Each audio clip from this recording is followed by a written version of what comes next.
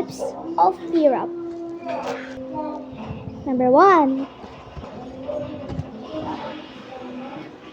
Para nagagalit ka. Ganon. Yung mamumuti yung mata mo. Ganon. Number 2. Yung pailalim. Ganon. Ganon. Ganon. Tapos,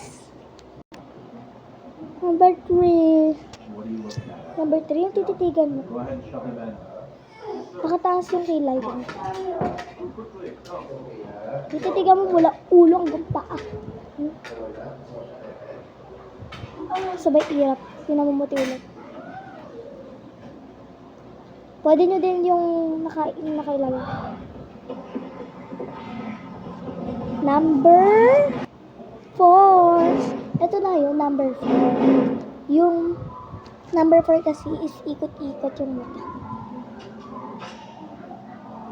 Iikot-ikot niyo yung mata niyo.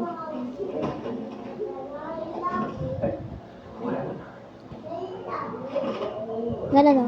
Nakatingin ka kuwari doon sa gilid. Iirapan ka. Ganon.